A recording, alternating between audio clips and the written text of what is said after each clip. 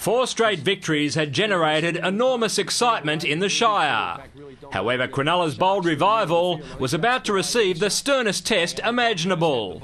A St George Illawarra side high on emotion after last week's announcement by Mark Gasnier that this season would be his last.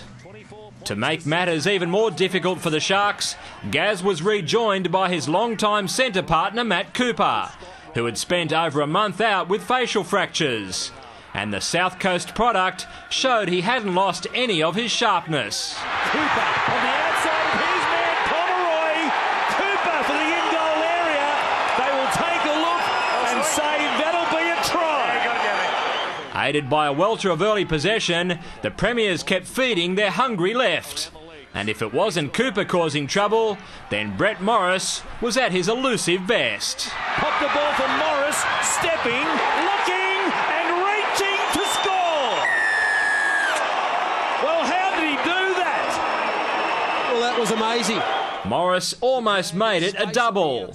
However, the ball from Darius Boyd was forward. And the Dragons' other winger, Jason Nightingale, also came close a few sets later. After 2 near things on the opposite flanks, Saints went for something simple down the middle. The red and white is Raymond charging to the line, too easy.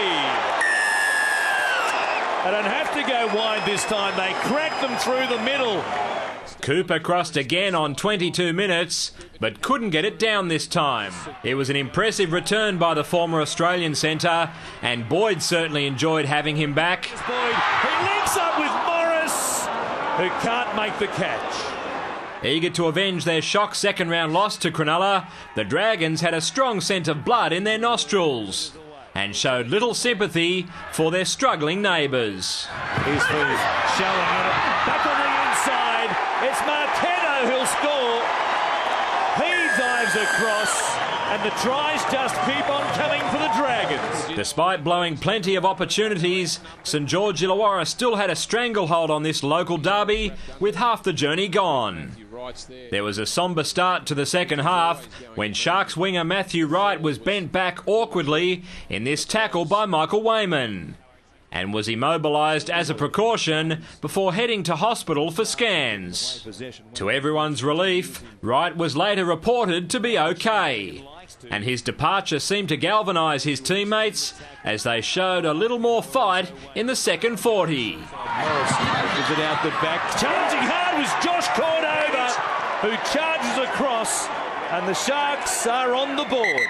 Going back to back and saving further face was the Sharks' next objective. Here's a chance. Take it easy. Good ball for Colin Best, and Best will score, and the Sharks make it 2 in a row.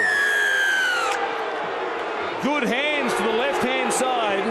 The home side seemed to go through the motions for nearly half an hour, and a Jamie Soward penalty goal was their lone points in the second stanza, until the Dragons pivot picked it up in his temporary role of lock forward. Forward off the boot. The Sharks all stopped, and Soward's away. He will score and put it down. They'll check it. Cronulla were guilty of not playing the whistle on that occasion, as Soward clearly knocked it backwards at the base of the scrum. Then with 3 to go, the unfashionable forward John Green got over against the club he's just signed to play for next season. Now Pryor playing it. The big man crashes across again. It's John Green. In spite of missing Ben Hornby, Dean Young and Beau Scott, the final margin of 30 points was a clear indication of the gulf between the two teams, as the champions made it a memorable night for Mark Gasnier in his last regular season game on his beloved Jubilee Oval. Conquer's everything as far as football goes. Conquer is my life. I played under 7s, 8s, 9s grand finals here, and it's really special. And to see the way it's done up in that as well, and to see the crowd still continuing here, it's just it lets you leave on a real happy note. David Rowlands, Big Pond Sport.